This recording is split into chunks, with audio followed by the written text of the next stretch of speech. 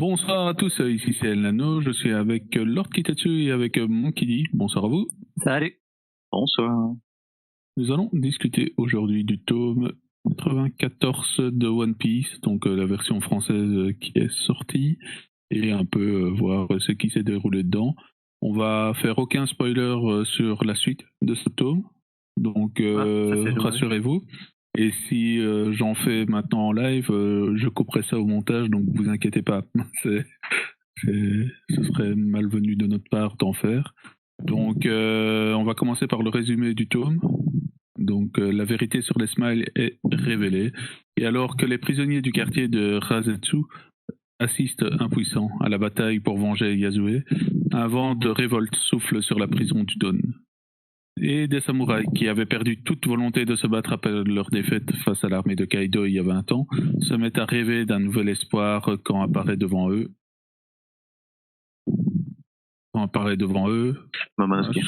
Momonosuke. Mais c'était fait exprès les 3 petits points pour laisser le suspense. Ah, je vais laisser le suspense. Oui, c'est pas moi qui ai fait le résumé, évidemment.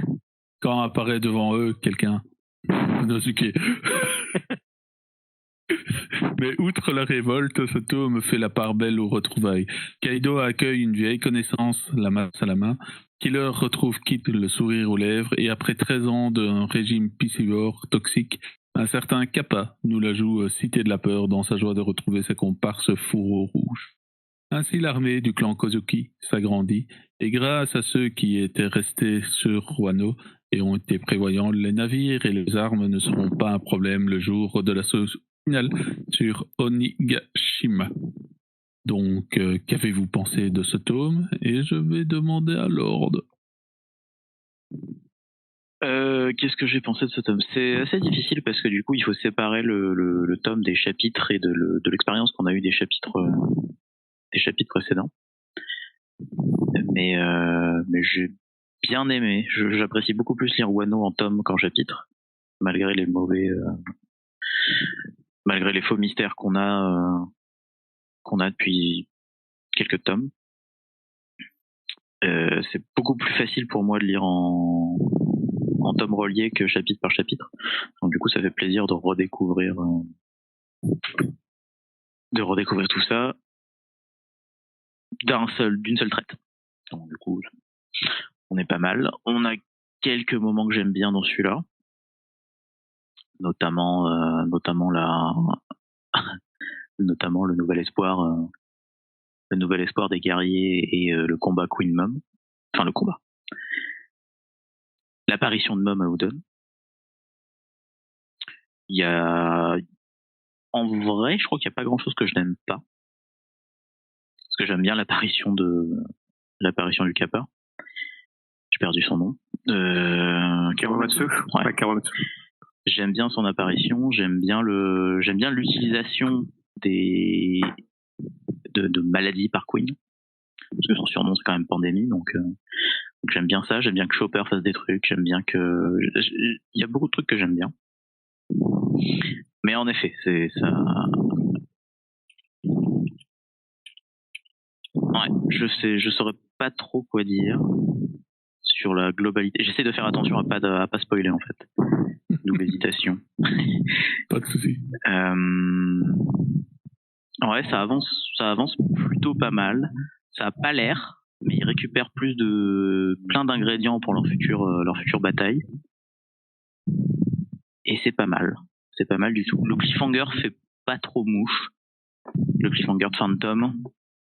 J'aurais vu autre chose d'un petit peu plus grandil encore, mais c'est le rythme d'Oda qui fait pas il fait des chapitres, il fait pas des tomes. C'est rare qu'on ait des arcs qui se terminent véritablement sur un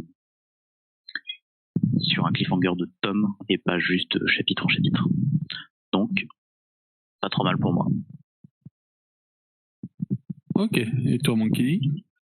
Non, moi j'ai bien aimé, puis voilà, après la lecture chapitre par chapitre, la relecture par tome, ça permet de se rendre compte de différents trucs. Ça, voilà, je peux pas trop le dire parce qu'on spoile pas, mais voilà. Et puis c'est marrant de voir le parallèle entre d'un côté la bataille à côté d'une prison et la révolte dans la prison. Tout le passage justement sur la prison du Don, j'ai trouvé ça plutôt sympa, le petit grain de folie apporté par Luffy, voilà, c'est toujours sympathique à voir, je trouve. Après je suis moins fan du passage avec Gekimaru et tout, je sais pas, ça me passe un peu au-dessus. Je pense que le fait qu'après, en renard, il s'en va tout seul, je trouve ça, ouais, pourquoi faire ça, je comprends pas trop. Après, qu'est-ce que j'ai d'autre chose à dire sur ce tome que peut-être n'aurait pas dit. Non, bah oui, pareil, hein, le combat, voilà. Donc Queen, vraiment, il continue d'être un très bon perso chez les méchants. Voilà, puis c'est bien de voir un peu justement l'armée, les forces du clan Kozuki s'agrandir. Là, on voit vraiment que c'est la montée en puissance de la team Kozuki. Et j'imagine que tôt ou tard, ça va s'inverser, ou il va y avoir quelque chose, mais voilà. Ok, de mon côté, j'ai trouvé ça, comme disait Lord au début, les tomes m'intéressent plus que suivre chapitre par chapitre à Wano. Ça n'a pas toujours été le cas dans tous les arcs, mais que j'ai suivi en spoil, mais ici c'est vraiment le cas. En tome, c'est nettement plus digeste que ça ne l'est en chapitre par chapitre. J'aime vraiment bien Queen. C'est vraiment un perso que je trouve intéressant, drôle, même si il a un fond de grosse crapule, hein, quand même, il faut pas l'oublier. Mais je trouve qu'il a cet aspect un peu humain, quoi, qui est un peu bizarre pour une calamité, mais avec son combat contre Mom, ben, il se rend très bien compte que il fait pas le poids, quoi, mais pas du tout, et que il en a un peu peur quand même fortement, et il sait bien qu'il va perdre contre elle, alors que c'est quand même une calamité, et il a pas l'air mauvais en soi, donc je trouve ça assez intéressant. Le pouvoir de Luffy, il essaye sur Mom, j'ai trouvé ça aussi sympa, c'était assez drôle. Après, toute la partie avec les fourreaux et tout ça, en gros, j'en ai rien à faire, mais il fallait que ça se fasse, donc voilà, ça s'est fait. Et je pense que j'ai oublié une bonne partie de l'histoire, mais bon, c'est pas trop grave. Ah oui, Zoro, Sanji et tout le reste, bah, c'est intéressant, mais sans plus. Il y a quand même une case qui m'a bien fait rire dans cette partie-là. C'est Sanji qui se demande comment ça se fait que l'autre femme est dans les bras de Zoro, sa déesse est dans les bras de Zoro, alors qu'il a une prime inférieure. Je trouve ça toujours assez drôle, comme petite réflexion en pleine fuite. Et globalement, c'est un tome plaisant, mais pas le meilleur non plus, quoi. Voilà. Peut-être un peu plus mitigé dessus. Il y a quand même quelques chapitres qui m'ont plu, mais il y a quelques chapitres qui m'ont semblé un peu longuets, inutilement. Donc, je ne me rappelle plus du tout de l'ordre du tome. Je sais que dans ton résumé, il y a. Donc, j'ai le tome juste à côté. Donc, ça permet d'avoir ça. Oui, on a l'explication d'Esmail. Moi, j'ai trouvé ça assez intéressant de voir comment Orochi a utilisé l'Esmail pour pouvoir se venger de ce peuple en soi et de rendre ce village un peu sans émotion et montrer que l'Esmail, ça portait bien son nom, en fait. Donc, je me rappelle que quand on avait lu ça en tome, ben, on avait trouvé ça très intéressant de voir que ça n'avait pas un nom inutile, l'Esmail. Et ouais, c'était pas seulement un lien à Doflamingo. Ouais, c'était pas juste Doflamingo qui rigolait dans son coin et qui s'amusait à dire Smile. Il y a vraiment un lien avec le pouvoir qui est lié derrière. Et toute l'explication de l'armée de Kaido, c'était intéressant aussi à ce niveau-là. Donc, sur les noms, les pledgers, les waiters et les gifters, tu veux dire. Oui, tout à fait. Sur les différentes hiérarchies qu'il y a dans l'armée de Kaido, je trouve ça vraiment sympa en soi. Et là, on voit que la pression monte au fur et à mesure chez Zoro et qu'il commence à se sentir de plus en plus impliqué dans ce combat, quoi. Ouais. D'ailleurs, j'ai l'impression que je me trompe là, c'est la première fois qu'on voit Zoro vraiment, dire aussi ouvertement qu'il est remonté contre quelqu'un. Alors que Yasue Tonoyasu, ne connaît pas depuis très longtemps, il est en mode je vais tuer Orochi pour manger Tonoyasu. Donc ça m'a un peu surpris ça. Oui, c'est vrai parce que c'est généralement Luffy qui a ce rôle-là, et pas Zoro. Ah ouais, mais il est pas là. Oui. Luffy très bonne partie, soit dit en passant, le pétage de câble de l'équipage. Tout à fait. Je suis en train de revoir ça et ils s'y mettent tous. C'est vraiment pas mal. Voilà, et dommage qu'on n'ait pas le droit de spoiler. On le fera à la fin. Ouais. Oui, effectivement, il y a un truc à dire. Comme ça me fait 2 vidéos. Il y a un truc à dire aussi par rapport à ce qu'on sait plus tard. Grave. Pas de souci. Bah donc, cette partie-là, je ne sais pas ce que vous en avez pensé de votre côté. Mais... Quelle partie en particulier? L'équipage et la partie explication des smiles. Quoi. Comme tu dis sur les smiles, donc c'est plaisant de voir que le nom n'était pas là pour rien. Qu'il y a vraiment une raison à ce nom. Et voilà, comme tu dis aussi, ça permet de voir encore plus le côté pervers tordu de Roshi. Donc ça, c'était plutôt sympa. Et le combat, la bataille, les Mugi contre les samouraïs, Drake qui s'en mêle et tout. Ça va dans tous les sens. C'est pareil, c'est plutôt cool. Et on voit que voilà, par là c'est un peu juste, mais que voilà, Sanji face à Drake, en tout cas, je donne pas forcément Sanji gagnant. En tout cas, sans son costume, sans sa ratitude, bien sûr. Sanji n'est pas un supernova. Il était en train de protéger la gamine, quand même. Non, à ce moment-là, la gamine était avec Pipo, je crois. Là, je fais référence à quand il essaie de lui donner un coup et t'as Drake qui, hop, un petit coup de queue bien placé. Ouais, c'est juste, de toute façon, c'est juste 2 secondes, donc ça suffit pas pour dire, quoi. Ouais, c'est les escarmouches, ça. Oui, tout à fait. Et puis pour le combat Zoro versus Kyoshiro, là c'est difficile à dire, pareil, parce que faut pas oublier que qu'à ce moment-là, je pense que Zoro était pas au top de sa forme et qu'il venait juste de se faire blesser par Killer, pas Kawamatsu, comment il s'appelle déjà, j'ai oublié, le nom de Killer en tant qu'assassin. Kamazo, un truc comme ça, je crois. Kamazo. Et puis là, Zoro ne veut pas réellement battre Kyoshiro, il veut plutôt passer, quoi. C'est ça aussi. Pas la même chose. Oui, mais après... Après, je crois que Kyoshiro touche quand même assez bien le sabre. Voilà. C'est aussi, alors c'est soit une manière de montrer que Zoro est pas entièrement au niveau que la fanbase lui veut, et aussi de montrer que Kyoshiro c'est pas n'importe qui. C'est ça. Parce que du coup il y a l'aura de Zoro qui fait qu'il est vu comme beaucoup plus fort par la fanbase qu'il ne l'est. On l'a déjà vu plein de fois. Et le mettre face à des personnages, ça redore les 2 blasons d'un coup en fait.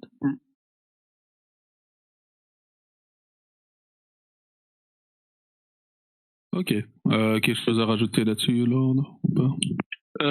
Non, moi j'aime toujours quand l'équipage se met ensemble et font des trucs. Par exemple, Zoro qui passe devant Franky, qui lui dit couvre-moi, c'est le genre de truc très très simple, très court, mais que j'adore. Parce que du coup ça montre une cohésion au sein de l'équipage et j'aime beaucoup ces moments-là. Mais pas grand chose de plus à dire, non, en effet. Et c'est effectivement, je suis d'accord avec toi, ce côté, quand t'as Zoro qui dit couvre-moi, ou quand t'as Sanji qui confie Otoko à Pipo et compagnie. Et le truc qui était déjà un peu, je crois que c'est vraiment dans ce tome qui est abordé, mais c'est plus pas en fil rouge, mais voilà. C'est Chopper il fait trouver la réflexion, mais à quoi ça sert de vos foulards là? Tu vois, à plusieurs reprises, par exemple, t'as Yore qui met un petit foulard autour de sa tête, ou t'as Kiku qui met son foulard en pensant que ça va leur permettre de se passer inaperçu. Je trouve ça sympa, ce petit clin d'œil aux vieilles séries, je pense, japonaises, où ils sont en mode ninja. On met un foulard qui cache pas du tout le visage, et Chopper qui fait la remarque. Je trouve ça plutôt sympa comme petit clin d'œil, remarque. En effet. J'avais pas remarqué. Enfin, c'est-à-dire qu'il faut regarder des séries anciennes japonaises pour ça, mais C'est pas trop mon occupation pour moi. c'est ça. Mais tu vois, si tu veux, t'as Yori qui met son petit foulard, on la reconnaît très bien. Elle fait, oh là là, pourtant elle fait attention à couvrir mon visage.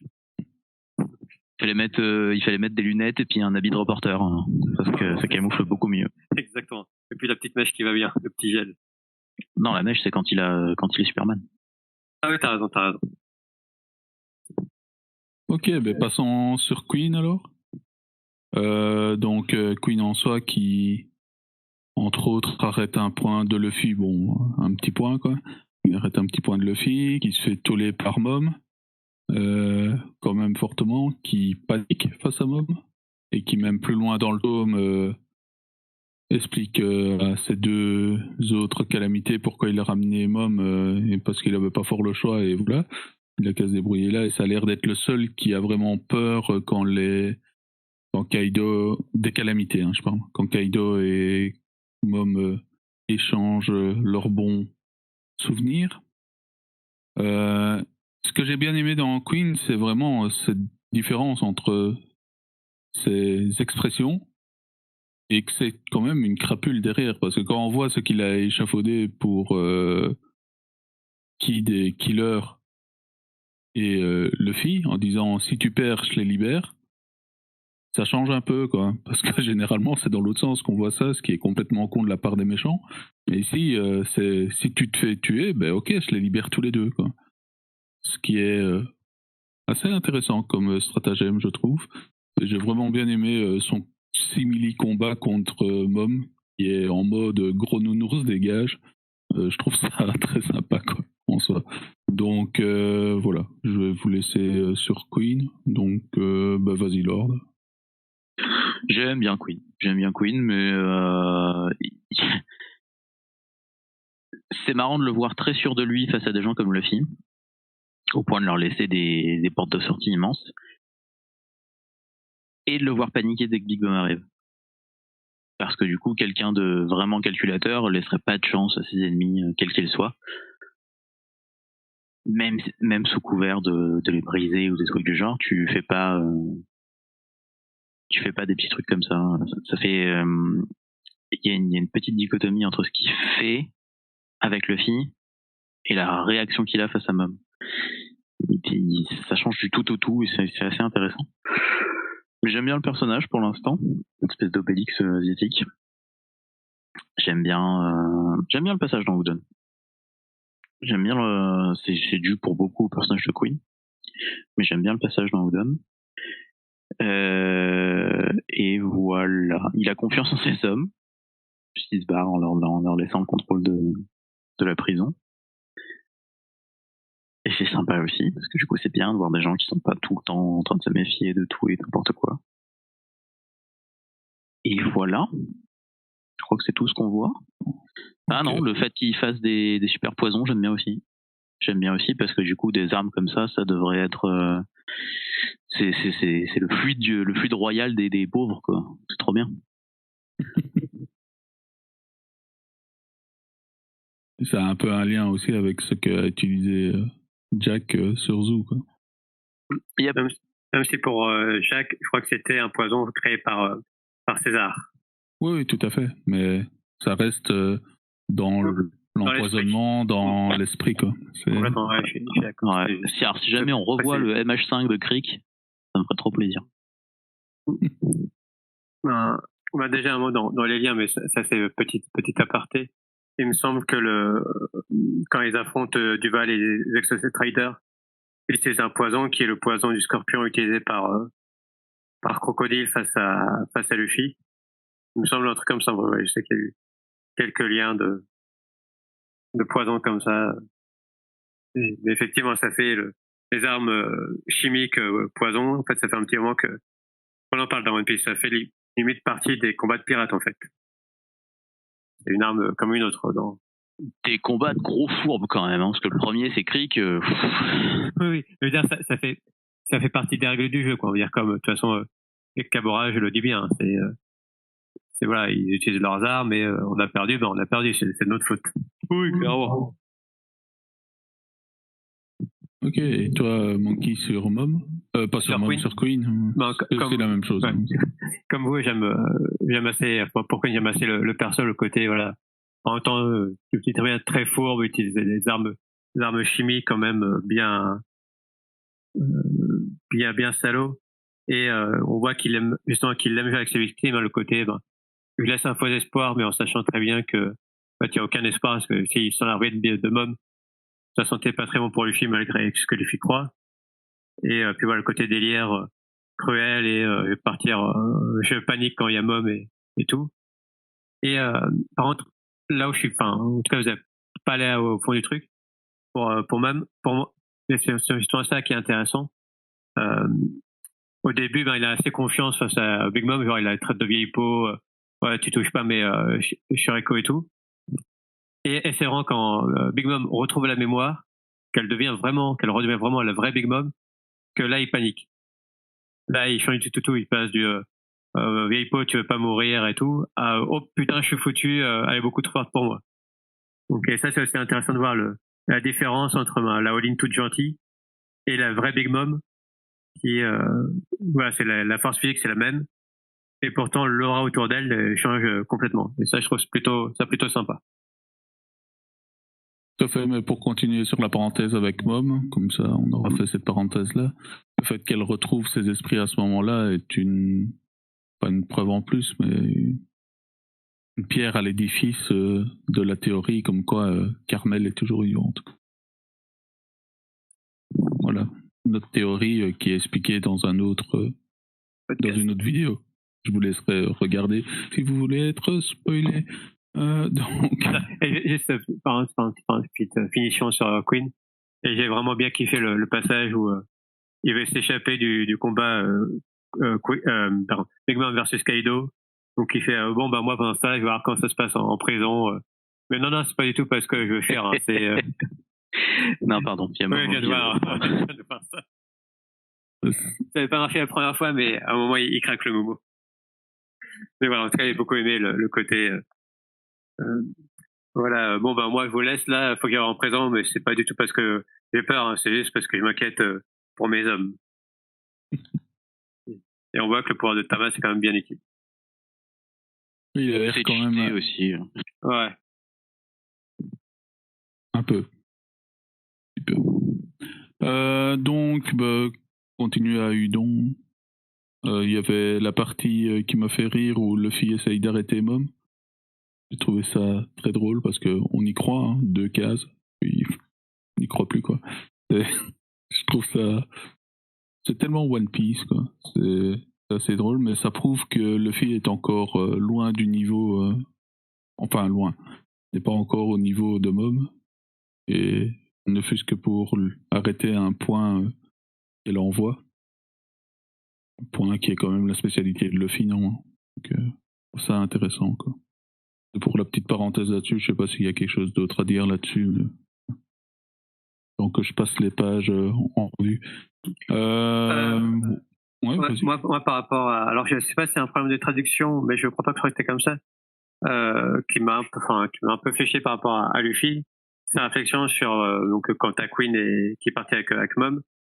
Il dit voilà, cool, je vais pouvoir m'en donner à cœur joie. Je suis un peu déçu que Big Mom et l'autre ballon ambulant soient partis, mais bon. Genre, en gros, t'arrivais pas, tu te faisais défoncer par Big Mom, et t'es déçu qu'elle soit partie. Enfin, je veux dire, ça a pas de sens. C'est voilà, le côté arrogant là de Luffy comme ça, j'aime pas trop. Ouais, c'est aussi le côté qui dit ne plus vouloir perdre contre personne, et que du coup il veut se faire les 4 empereurs, donc. Ouais, mais ouais, c'est encore différent, je trouve, parce que là c'était vraiment, on passe du genre voilà, il galérait forcément contre Big Mom, et puis quand elle est partie, oh mais en fait je galérais pas du tout, j'aurais bien aimé qu'elle soit encore là. Je sais pas. Il y a que en se battant contre des gens plus forts que lui qui arrive à progresser. Ouais, mais là comme le but c'est que de libérer le prisonnier, pas forcément de battre Big Mom. Voilà, je n'étais pas fan. Voilà, c'était petite parenthèse. Ok, et on voit aussi ici qu'il s'est amélioré en acquis vu qu'il arrive à retirer la protection. Même s'il ne maîtrise pas encore ce pouvoir. Oui, mais il est proche de le maîtriser. C'est toujours comme ça que ça s'amène, hein, une fois par hasard, et après il le maîtrise comme c'est pas possible dans tous les sens, quoi. Exactement. Je pense qu'il le maîtrisera, qu'il l'utilisera à fond contre Kaido ou éventuellement contre une calamité en pré-combat, mais pas aussi facilement que prévu. À voir. Non. Et après, il y a l'arrivée du Furo et du Kappa, la libération du Kappa. Je dois dire que cette partie-là m'a moyennement motivé, comme je le disais dans l'introduction. C'est pas hot. Fallait que ça se fasse. Fallait que ça se passe. Fallait montrer aussi que Kid et Killer partent de leur côté et ne font plus confiance à aucun allié. Qui est intéressant et qui peut être intéressant pour la suite. Ouais, on s'est vexé qu'ils partent bouder. Ouais, qu'ils partent bouder, mais ça, on en reparlera dans la partie spoil. Donc voilà. Ouais, ça m'a pas trop intéressé cette partie-là, je sais pas. Je trouvais ça devait se faire pour montrer qu'ils avaient une nouvelle armée, que maintenant tous les fourreaux étaient là, que maintenant tout était mis en place pour les forces en présence. Ok, ça devait être monté, mais c'est un mal nécessaire. Par contre, l'arrivée de Momo, où les prisonniers le voient arriver, et là, Momo sent le poids de son héritage, là, c'était intéressant. C'est marrant, Momo, il arrive quand Carmel reprend le dessus.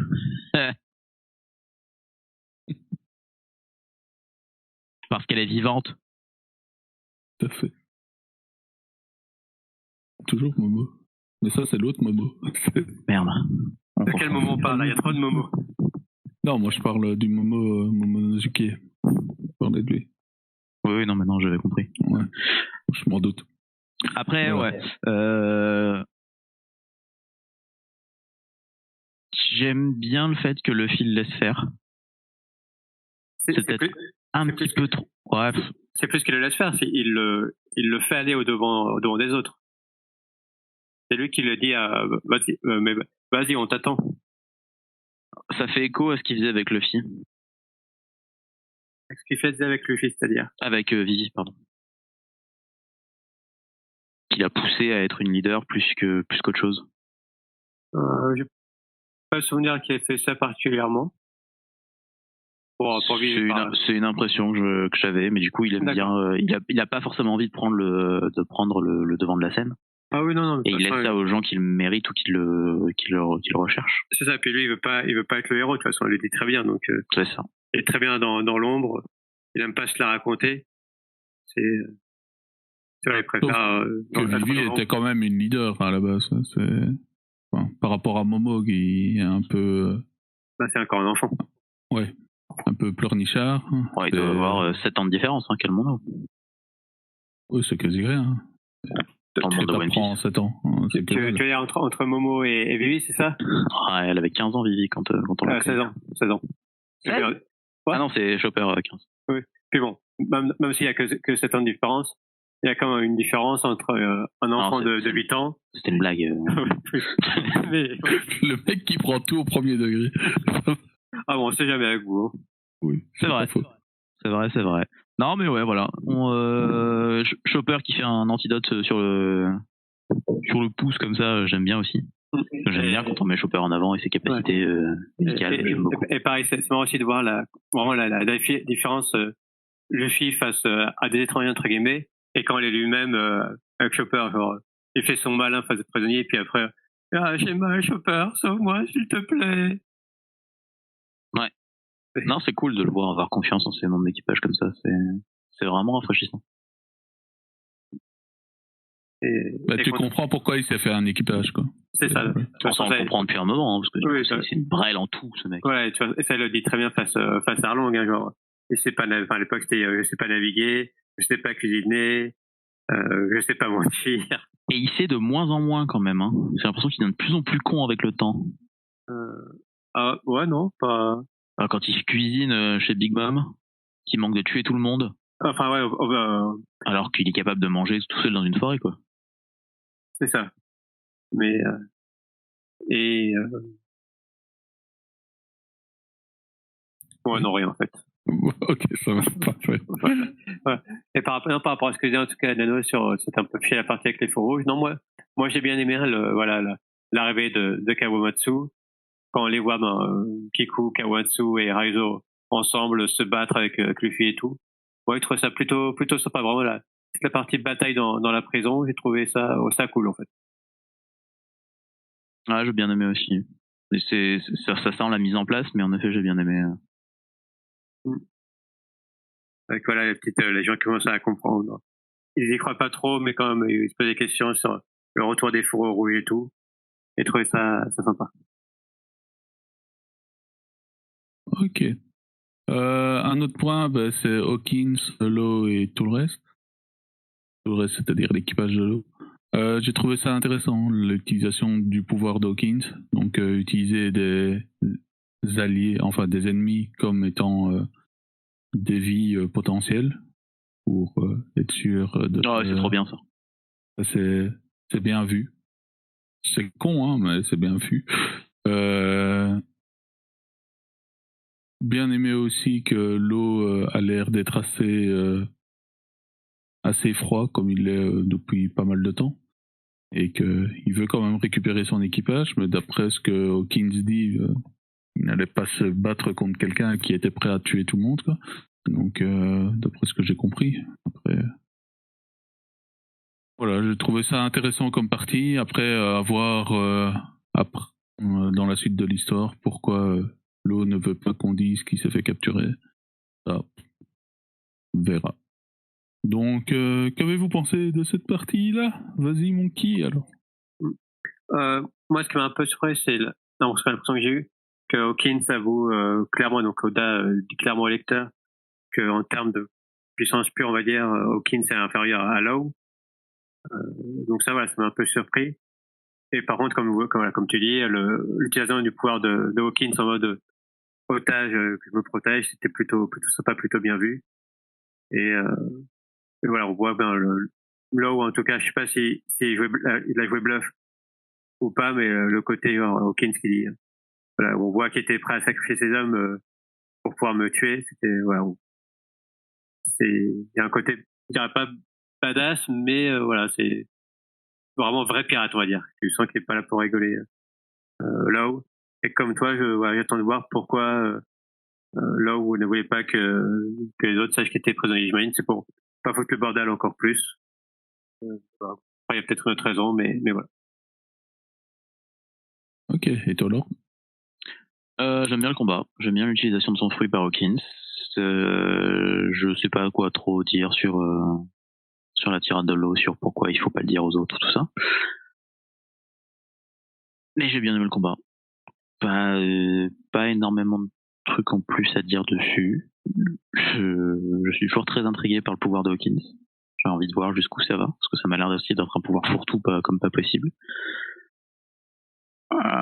Mais ouais, j'attends de voir plus sur Hawkins en fait. Même chose. Qui m'intéresse. Donc, pour continuer dans les trucs, la mini-histoire avec le personnage dont j'ai oublié le nom, mais le renard. Onimaru, les armes. Ouais, Onimaru, ouais. Qui était intéressante, mais pas assez profonde. Oshimaru. Pas assez, ouais. Possible. Je trouvais cette histoire intéressante, mais vraiment pas.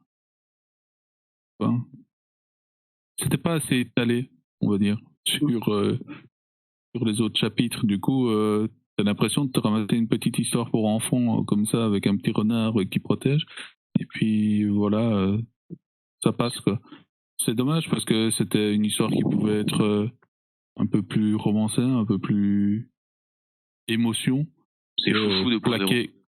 Ouais, mais c'est ça, mais ça aurait pu être présenté autrement qu'en un chapitre, quoi. Voilà, ça fait un peu Unu la Fula, comme tu dis. Ouais. Je pense que c'est pour ça que je suis moyennement fan de ce passage, quoi. Je suis sûr que si ça avait été étalé sur plus de chapitres, pas le flashback, hein, mais un renard, ou tu entendais des gens en arrière-plan parler d'un renard, ou quelque chose comme ça, tu vois, un truc comme ça. Ça aurait eu beaucoup plus d'impact, cette partie-là. Là, ça fait vraiment mini-histoire pour enfants qui a été rajoutée, quoi. C'est ça. Et moi ce qui m'embête aussi, c'est le fait, mais après, ils s'en allaient comme ça sans dire, enfin, genre, pourquoi tu vas pas voir Kawamatsu Ah, tiens. Non, pardon. T'as spoilé, c'est ça ou... Ouais, non, carrément. ça sortait le spoil. Là, c'était la route du spoil. Là, j'ai spoilé comme un gros connard, quoi. Peut-être une idée de ce que t'allais dire, mais voilà. Sûrement, oui, on a dû penser à la même chose en même temps, je pense. On fera ça dans la deuxième partie. Mais qu'est-ce que je veux dire par rapport à ça? Et oui, du coup, enfin, le fait qu'il se transforme en moine, est-ce que j'imagine que c'est un pouvoir d'un démon, enfin d'un démon, pardon. Mais même ça, je suis même pas sûr. Est-ce que c'est juste peut-être pas, parce que du coup, dans le folklore, japonais, les renards, ils ont tendance à se déguiser, donc je pense que c'est plus ça. Ouais, possible, effectivement, je sais pas. Mais après, pour l'instant, de ce qu'on sait, il est parti comme ça avec Grossai, donc je trouve ça un peu dommage, même si voilà, avec le dard, on sait jamais. Et donc, pour continuer cette petite histoire, à la fin, si je me souviens bien, Zoro entend parler de Enma, la lame qui a permis de blesser Kaido. Je relis pour être sûr que je c'est ça, c'est ça. Donc, ça a l'air d'être une lame importante en soi. Donc, est-ce que vous avez quelque chose à rajouter là-dessus? Juste un truc, alors peut-être que vous l'avez tous remarqué, mais là, moi, je l'ai vu que en lisant le tome français par rapport au chapitre, quand donc t'as Zoro qui élimine quelques ninjas là en protégeant Yori. Au début, quand j'avais lu un chapitre, je croyais que c'était que des hommes du je sais plus comment ça s'appelle, enfin la bande de Fukuro. C'est ça. En fait, non, il y a juste je crois que c'est Fujin Rising, je sais plus, un de ceux qui sont sur l'espèce de limace, et tous les autres, en fait, c'est des simples ninjas grouillots. Et moi, je pensais que c'était que les hommes qu'on voit, ceux qui apparaissent devant Robin. En fait, pas du tout. Voilà, c'est que des ninjas, des simples ninjas, quoi. Ah oui, moi j'avais vu ça comme ça. Ouais, non, mais je sais pas pourquoi, comme celui qu'on voit battu, c'est un des hommes. Je crois que tous les autres c'était pareil. Et du coup, je trouvais ça un peu dommage, le côté voilà, Zoro qui les bat tous comme ça. Alors c'est pas présentation, mais du coup là ça passe mieux. Ok. Quelque chose d'autre à rajouter sur le tome en soi? Pochette très moche. Je tenais à le dire. Je trouve que c'est encore raté, quoi. Ils utilisent toutes les couleurs de l'arc-en-ciel à chaque fois dans chacune des pochettes, c'est nul. Alors moi c'est pas forcément les couleurs qui me gênent, mais c'est, je sais pas, il rajoute trop d'éléments, quoi. Enfin, je veux dire, le devant, je vois où t'as les Luffy et les fourreaux rouges et tout. La posture, je trouve ça vraiment très sympa. Mais derrière, comment est intégré en fond Kaido Big Mom, voilà, je trouve que ça colle pas. Et en plus, enfin, regarde, entre Kaido et Big Mom, t'as un truc jaune là. Pourquoi? C'est le truc vert qu'il y a derrière, quoi. Continue. Pourquoi tu fais un truc jaune là entre les deux? C'est complètement ridicule. Il y arrive pas, les couvertures, il devrait apprendre. Parce que là, il y arrive pas. Je pense que c'est juste pas notre truc, parce qu'en vrai, il y arrive. Ah oui, il y en a qui aiment vraiment bien. Hein. Mais non, personnellement, je trouve pas ça terrible. Après, voilà, moi, vraiment, si t'enlèves. Après, je comprends qu'ils soient là, mais ils sont mal intégrés. Mais si t'enlèves Big Mom et Kaido, je la trouve, voilà, je trouve sympa, mais il y a toujours des. Enfin, pas toujours, mais souvent des éléments qui fait que voilà, quoi, c'est pas. Ça pourrait être très bien, mais c'est juste, ouais, ça va, c'est sympa. Ah, elles sont trop gonflées, ces couvertures. Ouais. La tranche est pas trop mal. Il n'y a pas Luffy. Ouais, il n'y a pas Luffy sur la tranche, donc c'est pas trop mal. Le saviez-vous? Contrairement à d'autres tomes, là, au moins, Luffy, il a une raison d'être là. Oui, tout à fait. Donc, voilà, je pense qu'il n'y a rien d'autre à ajouter, en partie no spoil sur ce tome. Donc, on va clôturer ici cette partie-là. Et puis, on va directement brancher sur une deuxième vidéo où pour la suite de celle-ci, pour la partie spoil. Donc, je vous dis à plus tard. Allez, ciao. Salut tout le monde. Salut. Oh, ça. Salut. Ah, salut. Parce que je pense qu'il faudra mieux la faire en une seule fois. Ah, ça se fait, ouais. Quitte à dire dans la description spoil à partir de. Spoil à partir de 10 secondes. Dès les 10 premières secondes, je fais un spoil. Donc, nous voilà dans la partie spoil. Qu'est-ce que vous voulez discuter au sujet de la partie spoil? Moi, j'ai 2 trucs seulement. Vas-y. J'ai Kyoshiro. Pareil. Kyoshiro qui protège Orochi. Je ne comprends pas. Je ne comprends pas parce que du coup, il aurait très bien pu se faire avoir et puis le laisser crever. Puisqu'il est littéralement dévoré par la vengeance. Donc du coup, il est manipulateur, certes. Mais du coup, pourquoi est-ce qu'il le laisse pas crever? Non, je pense parce que si Orochi se faisait tuer, du coup Kaido risquait d'intervenir et ça aurait foutu le bordel. Je pense que c'est un risque qu'il voulait pas courir, alors que là il préfère attendre que tout soit prêt. Ça en élimine déjà un. Oui, mais si on élimine Orochi, tu fais venir Kaido qui fout Wano à feu à sang. Est-ce que c'est la bonne solution? En tout cas, je pense que c'est un risque qui était pas prêt à courir. Kyoshiro, c'est comme ça que je le vois. Ouais, c'est comme ça que je le légitime aussi, mais c'est bizarre. Et puis il ne connaît pas Zoro. Tu vois, il ne sait pas dans quel camp il est. Ça, on s'en fout quelque part. Après, ça explique aussi pourquoi il a pas tué Orochi lui-même depuis toutes ces années, mais je sais pas. Mais non, moi par rapport à Kyoshiro, un truc que je comprenais pas en chapitre, de quoi que les révélations sur Kyoshiro, Galden, Jiro. Alors c'est pas dit clairement, mais j'interprète ça comme ça.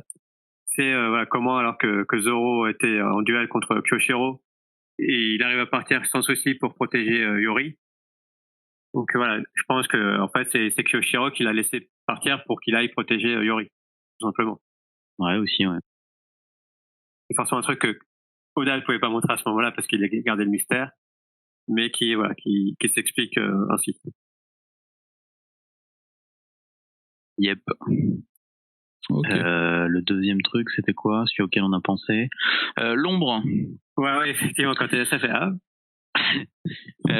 parce que c'est sûr que le renard qui se casse, on le reverra. Je le vois très bien sauver Hiyori à un moment, ou amener Hiyori à la bataille. Et donc, ce serait l'ombre qu'on a vue derrière Jinbei et Robin. En tout cas, on sait que l'ombre, a priori, ça n'aura pas de sens, c'est pas Yamato, puisqu'on l'a vu dans le château. Donc là, pour un des potentiels, il y a Gukimaru, Karibu, parce que lui aussi, à un moment, on va le voir. Hein. Mais oui, qu'on le veuille ou non.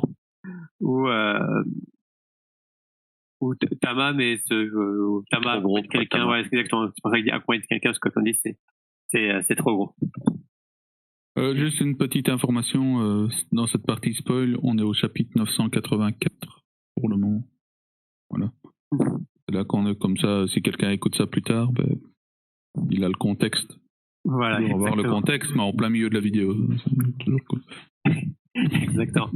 Et sinon, on parlait qui du coup fait un truc une phrase qui sert à rien quand t'as Bippo et tout qui fait même s'il veut pas, on va libérer, on préfère sauver notre capitaine que de s'en tenir au plan. Mais finalement, en fait, ça, y a rien eu puisque là, est sorti tout seul comme un grand.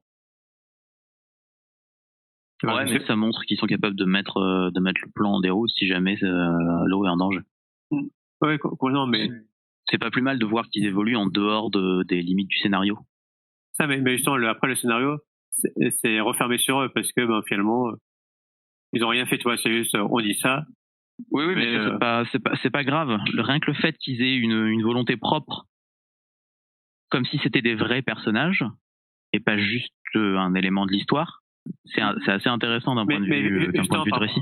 Par rapport à ce que tu dis, moi, c'est l'impression que on fait ça pour leur faire dire, regardez, on a une volonté propre. Tu vois ce que je veux dire? Ah ouais, ça te sort du récit parce que tu vois que c'est trop évident. C'est ça, enfin voilà. Ouais. Ouais, non, je préfère que ce soit fait comme ça plutôt que ce soit pas fait du tout, en fait. Ouais. Après, d'un autre côté, voilà, on essaye de perdre du temps. Ouais, comme ce que vous disiez sur le fait du chapitre sur le renard. Plus de chapitres ou le voir encore, c'est déjà bien gonflé comme niveau intrigue, Wano. Donc du coup, en mettre plus sur plus longtemps, est-ce qu'on a vraiment besoin de ça? Je suis pas sûr. Je demande pas nettement plus, hein. Je demandais une case en plus par-ci par-là ou quelque chose comme ça. Je demandais pas un chapitre complet, quoi. Tu vois, une case par-ci par-là, c'est déjà beaucoup. T'as vu tous les trucs en or, à la... Oui, tout à fait. Mais pour s'attendre un peu plus à ce chapitre surprise, tu vois, c'est pas plus mal aussi de résoudre des trucs juste quand on les voit et de pas avoir de mystère sur mystère. Toutes les séries ne sont pas lost. J'aime bien les mystères. Ouais, mais quand même. Après, chaque il y a des trucs qui servent à rien, qui mènent à rien, et c'est bien aussi parce que voilà, tout ne doit pas servir l'histoire, en fait, l'intrigue principale. Ouais, non, c'est bien ça. Moi, j'aime bien. Je préfère les histoires comme ça plutôt que les histoires qui. En fait, je préfère les histoires où les personnages évoluent dans l'histoire plutôt que des personnages qui évoluent pour aller à un point dans l'histoire. Ouais, non, ça, je suis d'accord. D'accord. Il y en a une qui paraît beaucoup plus réelle que l'autre, et c'est souvent celle où le genre d'histoire de One Piece, justement. Et puis aussi par rapport à ce qu'on disait sur Luffy qui va progresser sur son utilisation du fluide supérieur, du Rio, du fluide supérieur. Ben ça, de toute façon, a priori, vu qu'il s'est entraîné après pendant une dizaine de jours, je crois, j'imagine que contre Kaido, maintenant il le maîtrise. De toute façon, au moins il l'a peaufiné. Voilà. On voit bien de toute façon à la fin, juste avant de partir, il détruit un arbre, un truc comme ça de l'intérieur. Voilà, je suis prêt maintenant, ça rigole plus. Donc voilà, au moins là c'est un pouvoir qui a commencé à maîtriser un petit peu, et qu'après là il le maîtrise de par l'entraînement, il va pas le maîtriser au cours du combat, il le maîtrise déjà a priori. Maintenant. Ouais. Bon, on verra bien. Yes. Moi, un autre point, c'est. Je reviens sur Kid et Killer. Ouais. Kid qui, comme il est dit ici, ne fera plus confiance en des alliés. Pour moi, c'est encore une preuve qu'à un certain moment, il sera un allié de Luffy.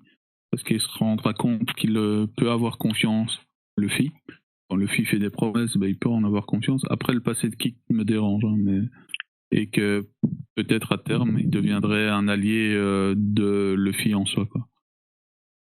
Dans la flotte de Luffy ou un allié parallèle, quoi. Ouais, je pense que ce sera plus un capitaine allié. Je pense qu'il fera jamais partie de la flotte de Luffy en tant que tel. Je ne pense pas non plus, mais c'est quand je revois ces scènes-là ici dans le tome et vu ce qu'il y a eu après où Kid commence petit à petit à être assagi dans ses actes. Je trouve, enfin, il a plus un aspect un peu plus comique maintenant avec Killer, un peu plus, hein. Je dis pas que c'est hilarant non plus, hein, mais un peu plus comique, moins sérieux. Je pense que c'est préparer petit à petit le terrain à ce qu'il vienne vraiment du côté allié de Luffy, quoi. Après, par rapport à son passé, ça se trouve c'est vrai, mais faut pas oublier que peut-être le gouvernement en refuse beaucoup. S'il devient allié, Oda trouvera une entourloupe comme ça me semble clair. En fait, Kid a dû tuer parce qu'il fallait bien qu'il tue, quoi. Ou il a pas réellement tué et c'est quelqu'un d'autre qui a tué et ils ont mis tout ça sur sa tête, quoi. Ça se peut aussi. Il l'a déjà fait plus ou moins en disant qu'il ne tuait que ceux qui se moquaient de son rêve. Ça, enfin, si tu vois un pauvre Gus qui fait haha et qui le tue, bon, c'est pas très cool, hein. Non, c'est pas très cool, mais du coup, c'est déjà l'humaniser, c'est déjà le rendre plus gentil, tu vois. Il massacre pas des gens sans raison, il massacre juste ceux qui se moquent de ses rêves.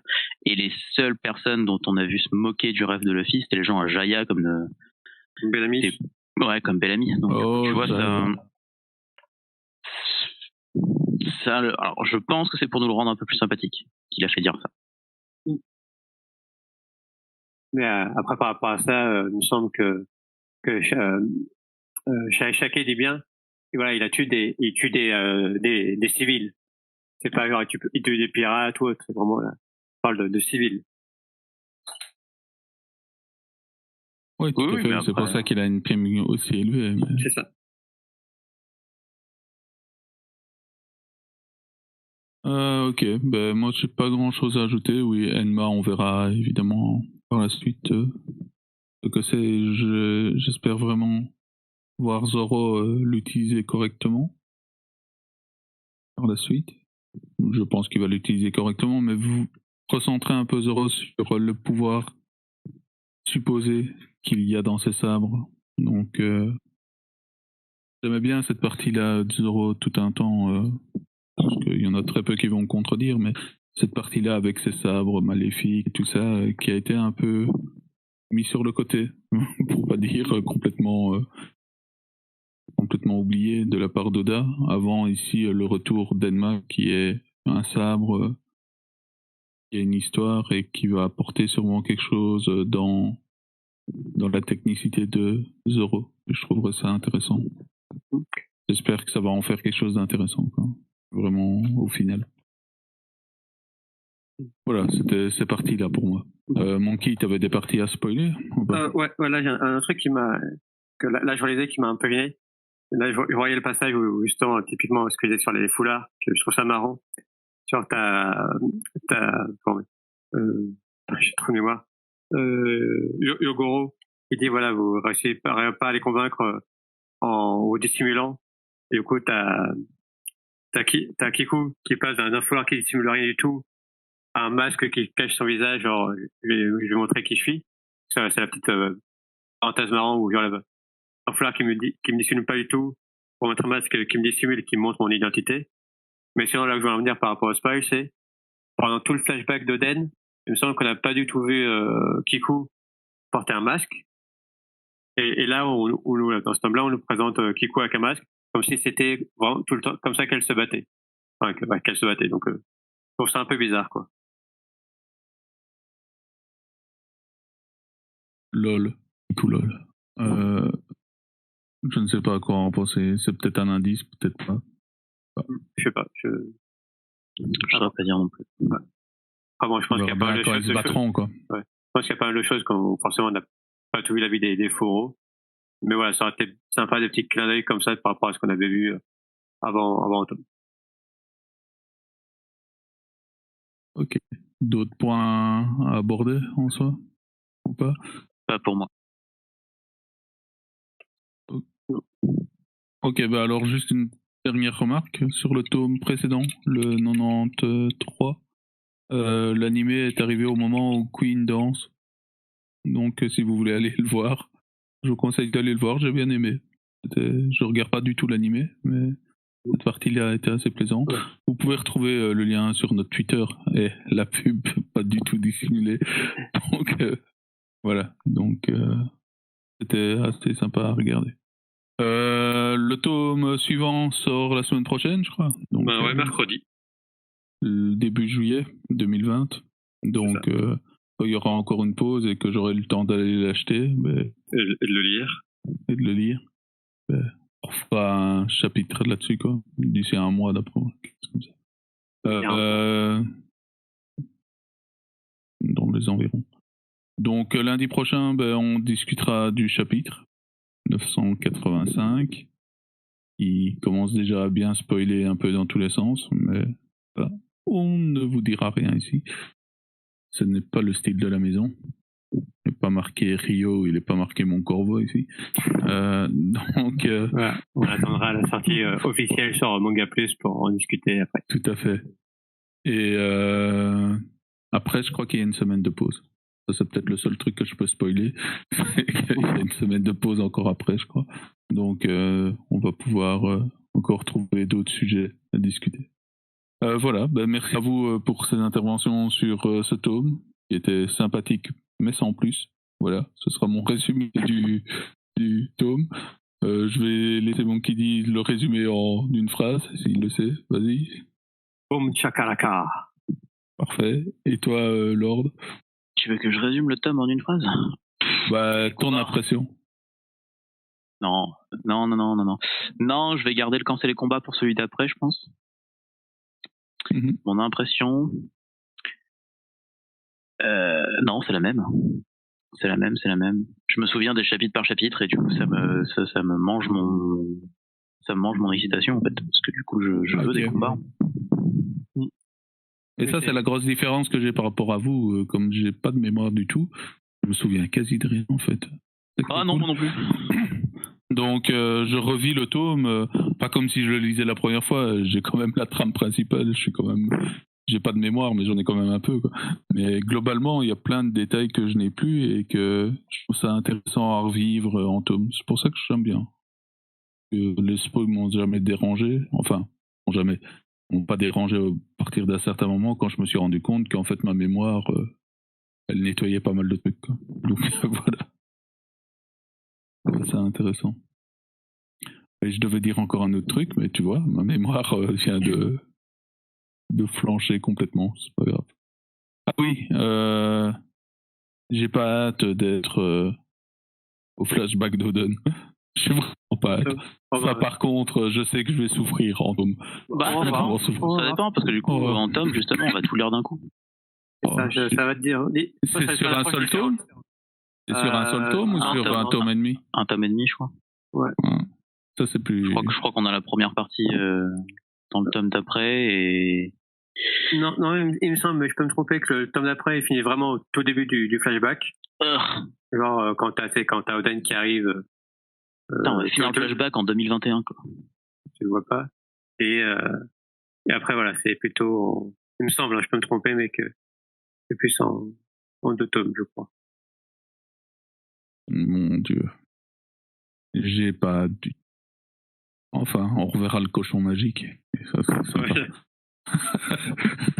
Allez, ben, je vous souhaite à tous une bonne soirée et à la prochaine alors. Salut tout le monde, Ciao, bonne ciao. soirée. Bonne soirée. Et c'est pas bien de ne pas avoir été voté au municipal. Voilà, le petit discours politique à 2 balles. Allez, Du bel. ciao, ciao.